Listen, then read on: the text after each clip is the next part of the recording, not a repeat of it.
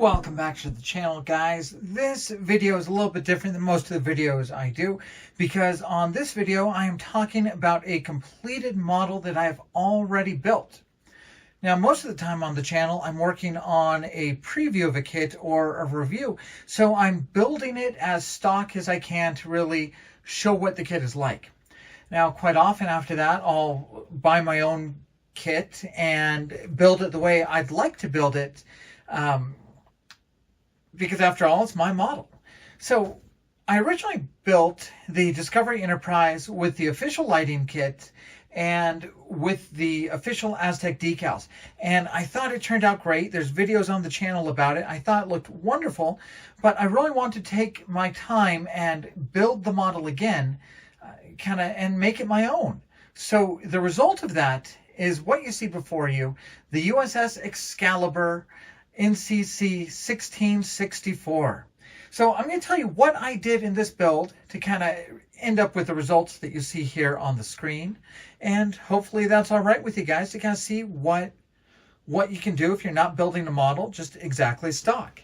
Now, one of the first things you might notice is the model is lit and the lights are brighter than what is in the stock kit.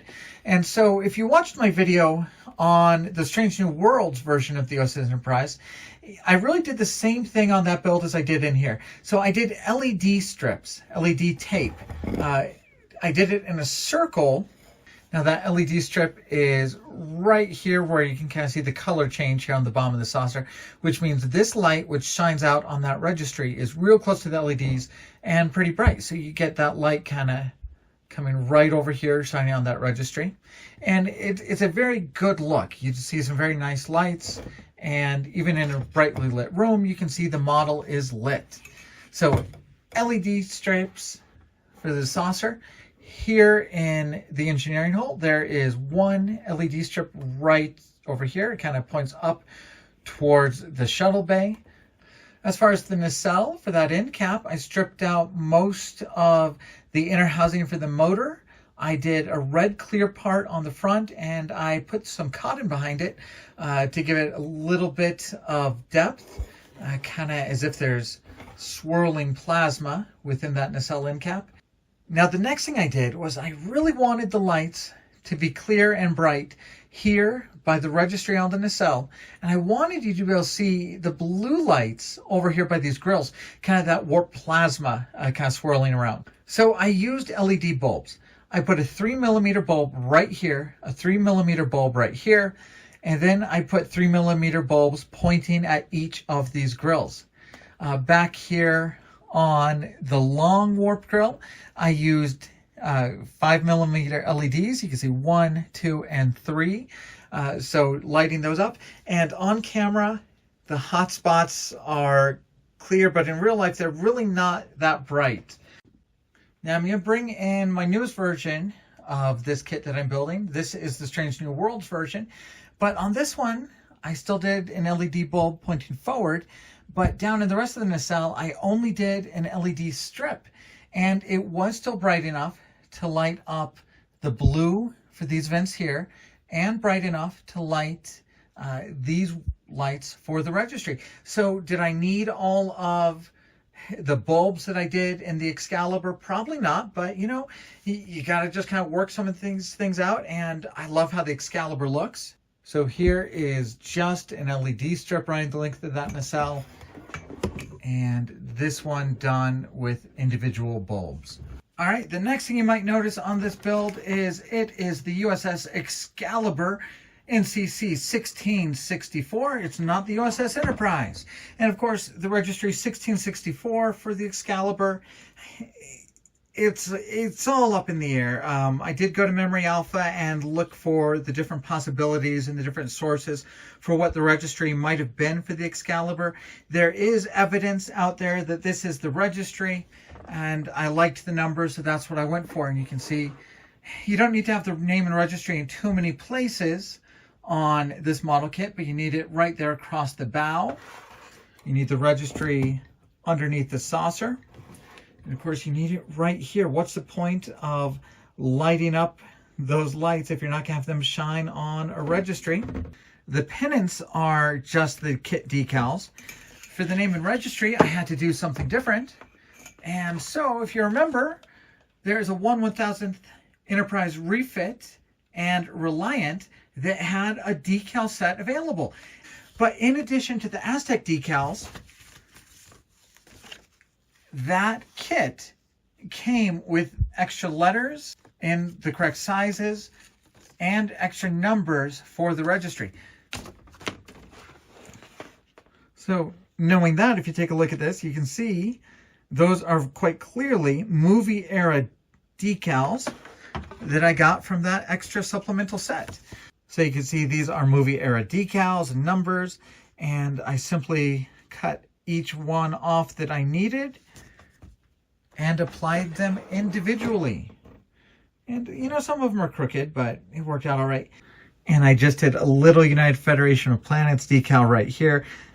So if you're interested in 1/1000 scale ships, that little Aztec set is a wonderful thing to get, because not only will it let you Aztec the refit and the Reliant, it'll give you extra numbers and letters to do a custom ship of your own. All right, what else is special on this build? Well, on this one, I did actually use some 3D printed parts. So when you look in the top of the saucer, you can see there is a 3D printed bridge. Let's see if we can zoom in any more. Yep. So little seats and chairs in there, painted black, little consoles around the side, and of course that wonderful red navigation desk and red railings. I don't know if any of it's visible from the front, but hey, take a look at that front lighting, that light shining out on that registry, those 3 dots in the front. So yeah, a 3D printed bridge. Now, the 3D parts I got for this ship are made by Modelwerkshop. And I'm going to link it below because there's a lot of different sites out there that all call themselves model workshops or model works. So look for the link below if you want to get the exact same parts I'm using. But it is just nice to have a little something underneath that clear dome. Now, when I got these parts, he was resin 3D printing parts. I believe he no longer prints the parts himself. He will sell them as STL, so you can print them yourself or have somebody else print them. So the next 3D printed part is this shuttle bay. So it was the 3D printed resin shuttle bay and shuttle, and this back hangar deck was a 3D printed part as well. And so that let me kind of cut out part of the ship and install this, and really just kind of, there were some gaps that were light can shine through. So there you go, just a very cool 3D printed shuttle bay that I was able to drop in. Now, you don't really get to drop it in. I'm sure, maybe I just didn't understand his plan, but I did find I had to cut out a few of the extra parts that were in here to get it to fit. But yeah, I'm very happy with the end result of that little shuttle bay.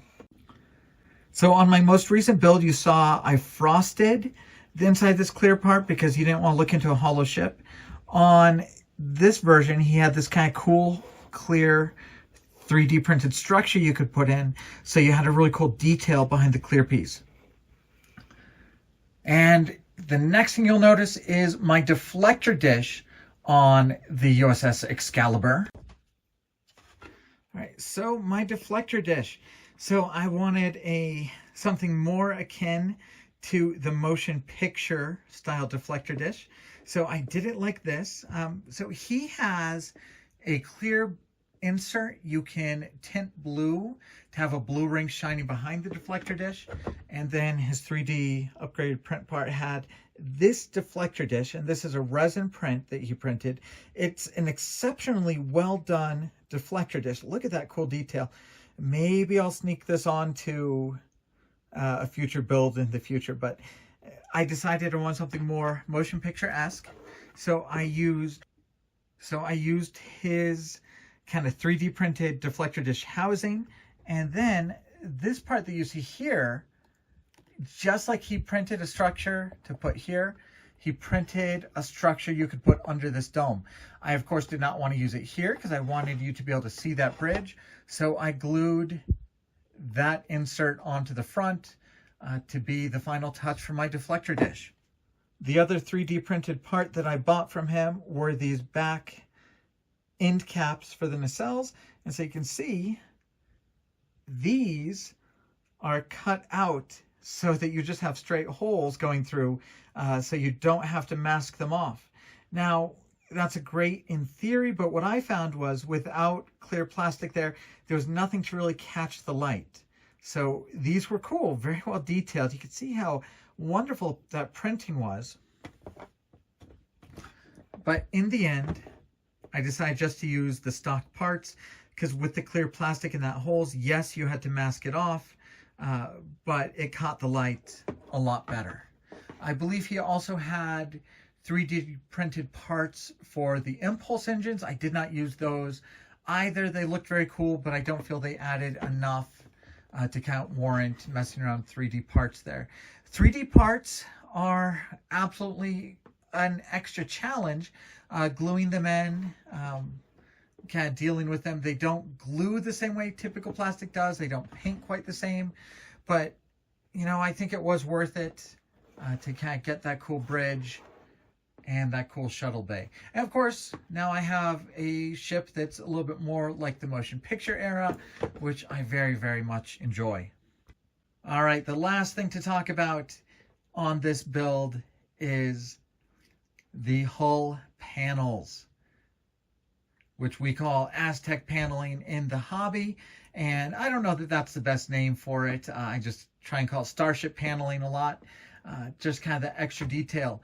So to do this paneling, yes, I can airbrush these panels. I don't always have to use decals. And this is an example of my masked and airbrushed paneling. So you can see we do have paneling across the ship. Let me try and turn off these lights and see if you can see it any better. So paneling across the hull, paneling across the tops and sides of those nacelles. I don't think I did anything on the pylons. Oh, yep, you can see some different paneling there on the pylon. And wonderful, nice paneling across the bottom of the saucer. And of course, you want that wonderful Star Trek look on the top of the saucer. And one thing I love about how I did this is there are angles where those panels just disappear. You know, you don't want anything too loud or too obtrusive. So just a very nice mix of paints to do it. So let me talk about the process for doing this paneling. First, I did buy some wonderful masks from, of course, Cult TV Man Hobby Shop. I bought the Aztec dummy masks. They call them the Piker Prize masks. And then I mixed up my paints. So my favorite way to do a gray that does not lean tan, does not lean blue, is just gray, is I mix white and I mix chrome silver. And white and chrome silver gives you this shade of gray that you see on my hull.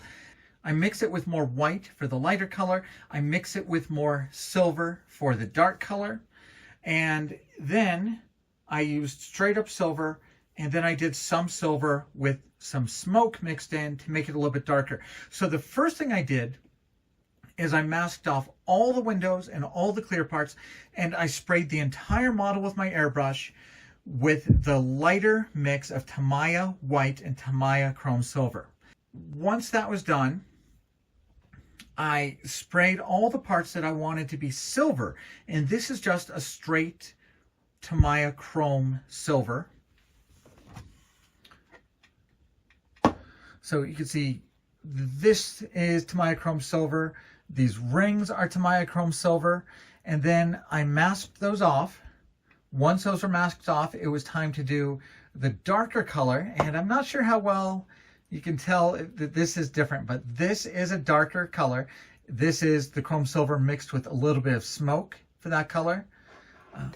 Down here on the bottom, this ring is done in silver.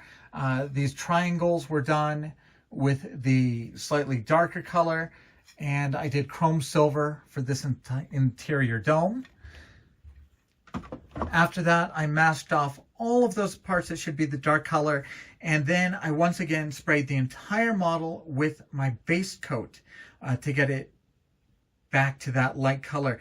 Then I applied all of the paneling masks across the hull, and once those were applied, I used my slightly darker mix and airbrushed the entire ship with that. After that, it was a matter of removing all of the paneling masks and revealing it. And this is how the ship looked at that stage, without any decals, just with that paneling done. Now, the Aztec Dummy Kit does not give you specific panels for the hull or the nacelles. It gives you, I think it gives you 4 generic kind of shape masks that, you know, I kind of held over different parts of the nacelle and I just airbrushed across it to give you kind of that impression of different panels across the nacelle and across the engineering hull. And, oh, and they did give you masks for this darker stripe on the bottom of the hull, and it gives you masks for the darker silver to be done here, masks to do the leading edge on the front of the nacelles. You know, there are definitely videos by Lou, who runs Aztec Dummy, about this kit and how he did it. I did it a little bit differently than he did, but mostly following his instructions, definitely using his masks. And I thought it was a very, very cool end result. So now that I'm making this video, I wish I had documented more of it as I built it. But you know, sometimes a model is just for me. I am glad to share it with you guys. I've had some requests have come in to see a little bit more of this ship and hear how I did it. So I am glad to share that. Just, you know, sometimes on the channel, it's hard to really take the time to do something kind of crazy and special on it. It can definitely be hard trying to build a model and document it. Sometimes you just want to put away the camera and just kind of build it, especially when you don't know how it'll turn out. So I guess I was thrilled to hear you guys were interested in hearing about the Excalibur and seeing a little bit more about it and how it came to be. And, you know, maybe I'll do another build like this that I will put on the channel, where I kind of step away from just doing a review of the kit to building it the way I like to build it. I'm glad you guys were kind of interested in that. So that is the USS Excalibur. Thank you for indulging me, and we'll be back with some more videos soon.